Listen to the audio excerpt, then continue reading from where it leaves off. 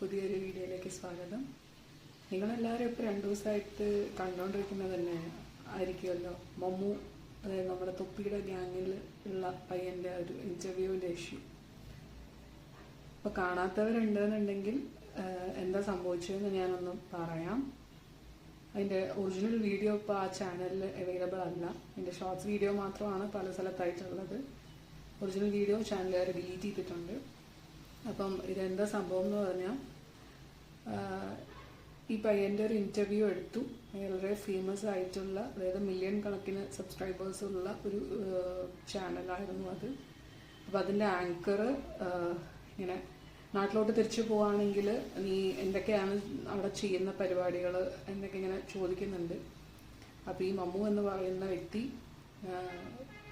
പെട്ടെന്ന് ഒരു second thought പോലും ഇല്ലാതെ ഇങ്ങനെ പറയും, ഞാനിങ്ങനെ കുളിസീനൊക്കെ ഒളിഞ്ഞു നോക്കാറുണ്ട് ഇങ്ങനെ അവൻ പറഞ്ഞിട്ട് അവനതവിടെ നിർത്തി.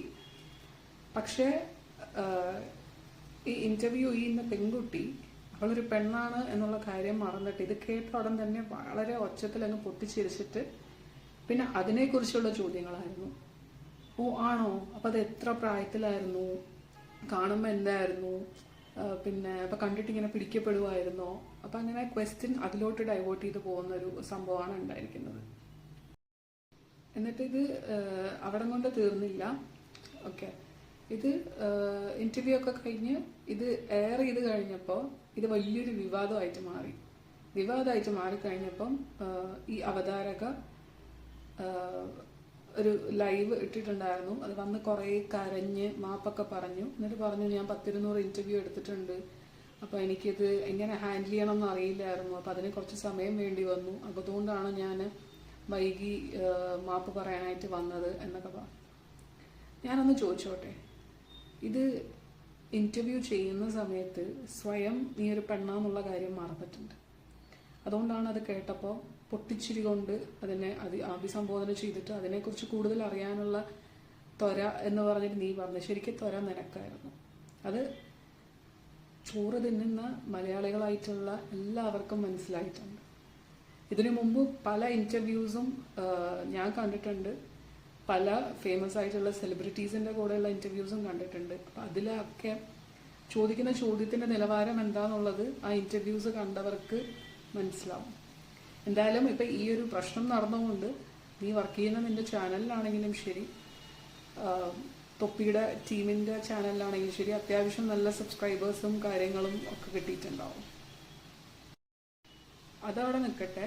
ഇനി നമ്മുടെ തൊപ്പിയുടെ ഗ്യാങ്ങിൻ്റെ കാര്യം പറയാം. അപ്പോൾ ഇതൊരു പ്രശ്നമായി എന്നുള്ളത് തൊപ്പിയും തൊപ്പിയുടെ ഗ്യാങ്ങിനും മനസ്സിലായപ്പോൾ തൊപ്പി ലൈവ് സ്ട്രീമിംഗ് ആണല്ലോ മെയിനായിട്ട്. അപ്പം ലൈവ് സ്ട്രീമിംഗ് ഇങ്ങനെ വന്നു. അപ്പം അതിൽ ഈ മമ്മു എന്ന് പറയുന്ന ക്യാരക്ടർ നിന്നിട്ട് കരയുന്നുണ്ട്, കൂടെ ബാക്കിയുള്ള ഫ്രണ്ട്സൊക്കെ ഉണ്ട്. അപ്പം ഇവർ തമ്മിലിങ്ങനെ സംസാരിക്കുന്നുണ്ട്, എന്ത് ചെയ്യണം, എന്താണ് ചെയ്തത്, തെറ്റാണോ ശരിയാണോ എന്നൊക്കെ. അപ്പം അതിൽ ഒരാൾ പറയുന്നുണ്ട്, അങ്ങനെ നമ്മൾ ഒറ്റപ്പെടുത്താൻ പറ്റില്ല, നമ്മുടെ കൂട്ടത്തിലുള്ളതല്ലേ എന്നൊക്കെ പറയുന്നുണ്ട്. അപ്പം തൊപ്പി വ്യക്തമായിട്ട് ഫസ്റ്റ് പറയുന്നുണ്ടായിരുന്നു, അല്ലാതെ അങ്ങനെ നമ്മൾ കൂടെ കൂട്ടി എന്ന് പറഞ്ഞു കഴിഞ്ഞാൽ അപ്പം നമ്മൾക്കും ഇതിനോടൊക്കെ താല്പര്യമുണ്ട് എന്നുള്ള രീതിയിലാവില്ലേ എന്നൊക്കെ പറയുന്നു. അപ്പം മമ്മു അതിൻ്റെ ഇടയിൽ പറയുന്നുണ്ട്, എന്താണ്, ഞാനത് ജസ്റ്റ് ഇങ്ങനെ ഇൻ്റർവ്യൂ ആണ്, ആളാവണം എന്നുള്ള രീതിയിൽ പറഞ്ഞതാണ്, അബദ്ധം പറ്റിപ്പോയി, തെറ്റാണ് എന്നൊക്കെ അവൻ പറയുന്നുണ്ട്. അത് കഴിഞ്ഞിട്ട് തൊപ്പി ഒരു ഓൺലൈൻ പോളിംഗ് നടത്തി. 2 ഓപ്ഷനായിരുന്നു, അതായത് മമ്മുവിനെ പുറത്താക്കണോ വേണ്ടയോ, അതായത് കിക്ക് ഓർ നോട്ട് കിക്ക് എന്തോ. അപ്പോൾ അതിൽ ഫസ്റ്റ് തൊപ്പി പറഞ്ഞത്, ഈ പോളിങ്ങിൻ്റെ ബേസിസിൽ മെജോറിറ്റി പോളിംഗ് എന്തിന് വരുന്നു, കിക്കിനാണ് വരുന്നതെന്നുണ്ടെങ്കിൽ ഡെഫിനറ്റ്ലി മമ്മുവിനെ ആ ഗ്രൂപ്പിൽ നിന്ന് പുറത്താക്കും എന്ന് പറഞ്ഞു. എനിക്ക് തോന്നുന്നു ആ ലൈവ് സ്ട്രീമിംഗ് ഇതാക്കി നിമിഷ നേരങ്ങൾക്കുള്ളിൽ തന്നെ അത് ഫുൾ 100% കാണിച്ചു കിക്ക് എന്നുള്ളത്. ഓക്കെ, ഒരാൾക്ക് പോലും താല്പര്യമില്ല ഇത്രയും മോശമായിട്ട് സംസാരിച്ച ഒരു വ്യക്തിയെ ഗ്രൂപ്പിൽ നിർത്തണം എന്നുള്ളത് എന്ന് പറഞ്ഞിട്ട് തൊപ്പി പറഞ്ഞതിന് ശേഷം ഉടൻ തന്നെ പ്ലേറ്റ് മാറ്റി. അതായത്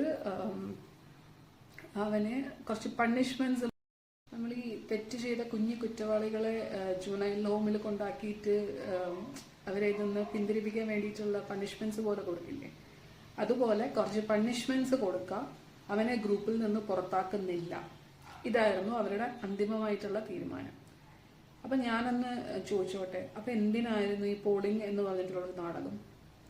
അത് സ്ക്രിപ്റ്റഡ് ആണോ അല്ലയോ അത് അവിടെ ഇരുന്നോട്ടെ. പക്ഷെ ഇത് മൊത്തത്തിൽ നിങ്ങളെ വിശ്വസിച്ച് നിങ്ങളുടെ ചാനൽ കണ്ടുകൊണ്ടിരിക്കുന്ന ആൾക്കാരെ, പബ്ലിക്കിനെ ഫൂളാക്കുന്നതായിരുന്നില്ലേ? ഈ പബ്ലിക് ഇല്ലായിരുന്നു എന്നെങ്കിൽ നിങ്ങളൊന്നും ഈ ഒരു നിലയിൽ എത്തില്ല എന്നുള്ളത് പലവട്ടം തൊപ്പി പറഞ്ഞൊരു കാര്യമാണ്. തൊപ്പി അതിൽ തന്നെ പറയുന്നുമുണ്ട്, 5 വയസ്സായ കുട്ടി മുതൽ 70 വയസ്സായ അപ്പന്മാര് വരെ നമ്മളെ പുറത്തിറങ്ങുമ്പോൾ നമ്മളെ കാണാനും സംസാരിക്കാനായിട്ടും പരിചയമുള്ളതുകൊണ്ട് വരുന്നുണ്ട്. ഇപ്പൊ ഈ ഒരു പ്രശ്നമാണ് എന്നുള്ളത് കൊണ്ടെങ്കിൽ അവര് വരില്ല എന്നുള്ളത് പറഞ്ഞു. അപ്പൊ ഇതൊക്കെ അറിയാവുന്ന തൊപ്പിക്കും ഗ്യാങ്ങിനും എന്തുകൊണ്ട് ഈ മമ്മു ഇത്രയും വലിയൊരു തെറ്റ് ചെയ്തിട്ട് അത് തെറ്റാണ് എന്ന് മനസ്സിലാക്കാൻ നിങ്ങൾക്ക് പറ്റിയില്ല? എന്തുകൊണ്ടാണ് അവനെ വീണ്ടും ആ ഗ്രൂപ്പിൽ വെച്ച് ഇതാക്കുന്നത്? പിന്നെ കൊടുത്ത പണിഷ്മെന്റ്സ് എത്ര പേര് കണ്ടു എന്നെനിക്കറിയില്ല, ഞാനൊന്ന് പറയാം. ഒന്ന്, ഗ്യാങ്ങിൽ നിന്ന് 6 മാസത്തെ സസ്പെൻഷൻ. അവന്റെ ഒരു പേഴ്സണൽ യൂട്യൂബ് ചാനൽ ഉണ്ട് മമ്മൂന്, അത് ഗ്യാങ്ങിന്റെ പേരാക്കി മാറ്റി. അതായത് MRZ തൊപ്പി അങ്ങനെ എന്തോ ആണ്, അത് ആക്കി മാറ്റി. പിന്നെ അവന്റെ അടുത്ത് ഡയറ്റ് ചെയ്യാൻ, ഡെയിലി ജിമ്മിൽ പോയിട്ട് വർക്ക്ഔട്ട് ചെയ്യാൻ, ദൈവത്തോട് കൂടുതൽ അടുക്കാൻ വേണ്ടിയിട്ട്, അതുപോലെ മുടി മൊത്തത്തിൽ മൊട്ടയടിക്കണം, ഇപ്പോഴുള്ള സ്റ്റൈല് മാറ്റണം. പിന്നെ സ്മാർട്ട് ഫോൺ കൊടുക്കില്ല, പകരം കീപാഡ് ഉള്ള ഫോൺ, പഴയ മാനുവൽ ഫോൺ കൊടുക്കും. പിന്നെ ഇവർക്കൊക്കെ ഇൻഡിവിജ്വൽ ആയിട്ട് റൂംസ് കൊടുത്തിട്ടുണ്ട്. അപ്പൊ ഇവനെ റൂമിൽ നിന്ന് പുറത്താക്കിയിട്ട് ഹാളിൽ കിടക്കാനുള്ള പെർമിഷനെ ഇവന് കൊടുത്തിട്ടുള്ളൂ. അതായത് സ്ത്രീത്വത്തെ അപമാനിക്കുന്ന രീതിയിൽ ഒരു ഓൺലൈൻ മീഡിയ പ്ലാറ്റ്ഫോമിൽ സംസാരിച്ച ഒരു വ്യക്തിക്ക് കൊടുക്കാവുന്ന ഏറ്റവും വലിയ പണിഷ്മെന്റ്സ് അല്ലേ കൊടുത്തിരിക്കുന്നത്? ഞാൻ ഒന്ന് ചോദിച്ചോട്ടെ, ഇത്രയൊക്കെ കഷ്ടപ്പെട്ടിട്ട് എന്തിനാണ് മമ്മൂന് ഇത്രയും പണിഷ്മെന്റ്സ് കൊടുക്കേണ്ട ആവശ്യം തൊപ്പി? ഒന്നുമില്ലെങ്കിൽ അങ്ങ് ക്ഷമിച്ച് വിട്ടുകൂടെ? അതാണല്ലോ ഇപ്പൊ നിങ്ങൾ ചെയ്തിരിക്കുന്നത്. നിങ്ങൾക്ക് അതിന്റെ സീരിയസ്നെസ് ഇതുവരെ മനസ്സിലായിട്ടില്ല.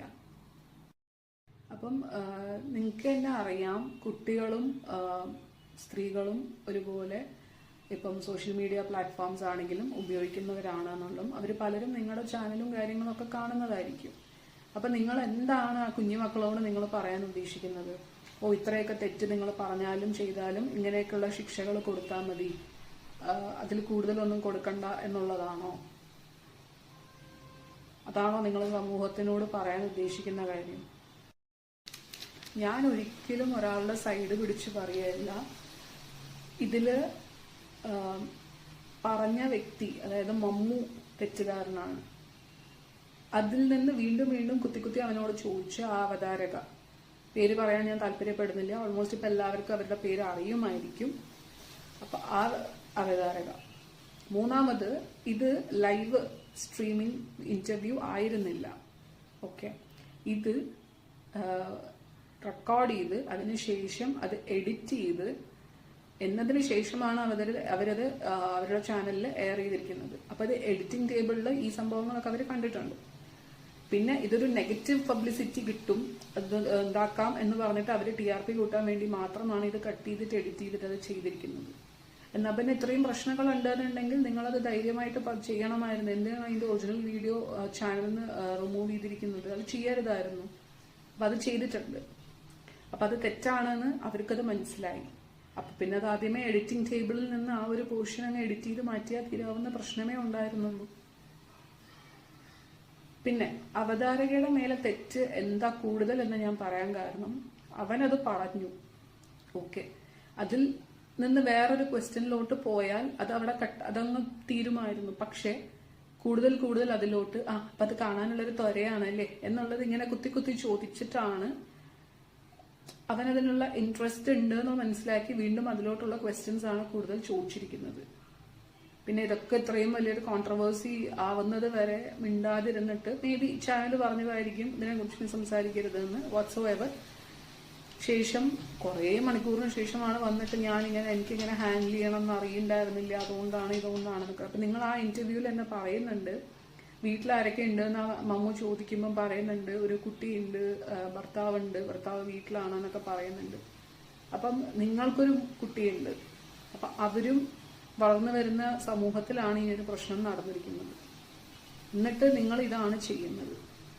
ഞാൻ ഒരിക്കലും ഇവരെ ഈ ഒരു ഓൺലൈൻ മീഡിയ പ്ലാറ്റ്ഫോം ചാനലിനെ മാത്രം ഇതാക്കിയിട്ടല്ല പറയുന്നത്. പല ഓൺലൈൻ മീഡിയ പ്ലാറ്റ്ഫോമിൽ ഇന്റർവ്യൂ ചെയ്യുന്ന ആൾക്കാരും അല്ലെങ്കിൽ ആ ചാനലുകാരും ക്വസ്റ്റ്യനെയർ ചിലതിന് സെറ്റ് ചെയ്ത് കൊടുക്കുന്നുണ്ട്, ചിലതിന് കൊടുക്കുന്നില്ല എന്നൊക്കെയാണ് അവർ പിന്നീട് പറയുന്നത്. പക്ഷേ നിങ്ങൾ ഈ ചോദിക്കുന്ന ചോദ്യത്തിന്റെ നിലവാരം ഒന്നും കൂടി ഒന്ന് ചെക്ക് ചെയ്യുന്നത് വളരെ നല്ലതായിരിക്കും. ഓക്കെ, കാരണം പല ഇന്റർവ്യൂസും കണ്ടിട്ട് ആ ചോദ്യം ചോദിച്ചിട്ട് നമ്മൾക്ക് പേഴ്സണലി വിഷമം തോന്നിയിട്ടുണ്ട്. അയ്യോ, എന്തിനാണ് അവരുടെ അടുത്ത് അങ്ങനെ ഒരു ചോദ്യം ചോദിക്കേണ്ടിയിരുന്നത്? അത് നമുക്ക് സത്യം അറിയാം ഇതായിരുന്നു നടന്നത്. പക്ഷെ എന്നിട്ടും അത് കുത്തി കുത്തി ചോദിച്ചിട്ട് അവരത് ചിലപ്പോൾ ഒരുപക്ഷെ മറക്കാൻ ആഗ്രഹിക്കുന്ന കാര്യങ്ങളായിരിക്കാം, അല്ലെങ്കിൽ അവരുടെ ജീവിതത്തിൽ ഒരു എന്താ പറയാ കറുത്ത ഓർമ്മകളായിട്ടുള്ള സാധനങ്ങൾ വീണ്ടും വീണ്ടും എന്തിനാണ് കുത്തി കുത്തി ചോദിക്കുന്നത്? നിങ്ങൾക്ക് TRP റേറ്റിംഗ് കൂട്ടാനാണോ? ആയിരിക്കും.